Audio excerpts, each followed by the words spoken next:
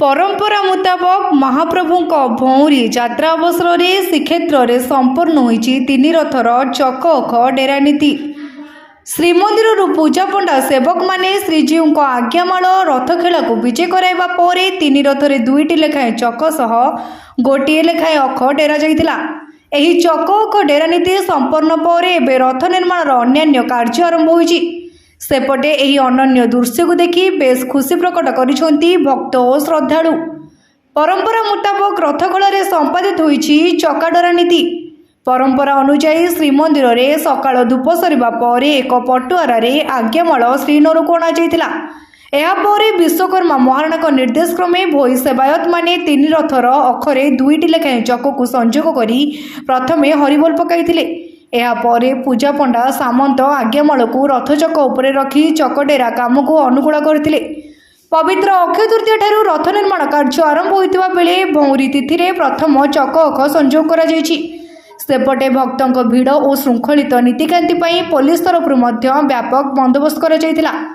तीन platoon police force मुतयन सह आज्ञामाल विजय समय समस्त नीतिकांति श्रृंखलित ढंग से समापन करा जायतिला।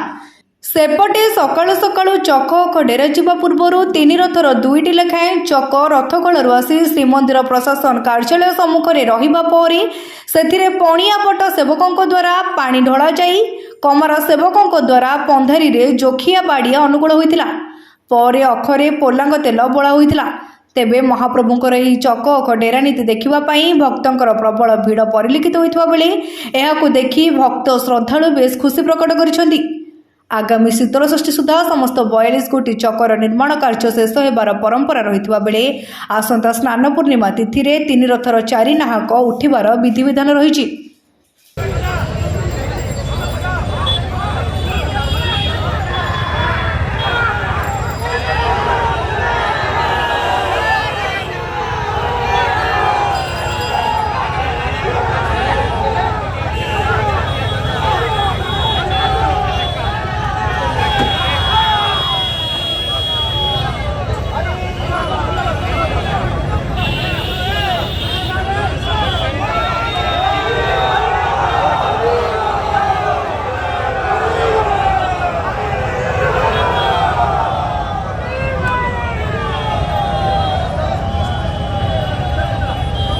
जहाँ भी निर्धारित कार्यसूची रही से हिसाब से रथ अख संजोग हो सारी आमर सेवा संपृक्त जिते भी सेवायत अच्छा सेवक मैंने अच्छा समस्त सहयोग श्रृंखलित भाव में समापित होउछि एवं महाप्रभु आशीर्वाद अच्छी बोली आमे कहबा।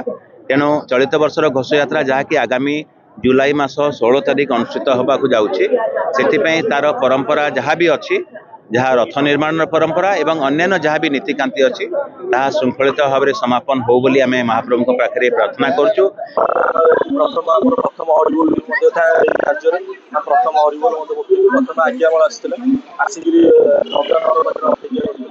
आम चक हरिबोल पकड़ आज्ञामाल आसिक अख तक थुआईला थुआई सारा नीति संपूर्ण हो बाकी रहा 8टी हरिबोल 9टी हरिबोल रथ कार्य समाप्त कर प्रारंभिक हरिबोल था आउ 8टी हरिबोल रथ कार्य संपूर्ण।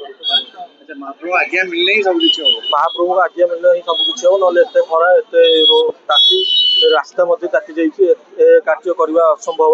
या पूर्व तत्परता अवलंबन करूँ से सेवक मैंने कार्य अवलंबन माने तत्परता सहित नीतिकांति कर आज्ञामाल धूप सरला महाप्रभु को आज्ञामाल पूजापना सामत मान दे सारे यापर भोगमंडप पूजा तापर जात भोग सरला महाप्रभु महिमी मान को विजय करी चंदन यात्रा आज आगमन करेंगे जोटा कि आज गोटे महोत्सव एवं महानंदर दिवस से उपलक्षे 21 आज चाप थाए जहाँकि ग्रीष्म प्रभाव को प्रतिरोध करने निमंते एवं ये जो आज श्रीक्षेत्र भौरी भक्त मैंने बहुत आगमन कर श्रृंखलार सहित दर्शन करने सुविधा हम एवं तद सहित महाप्रभु आशीर्वाद रु आज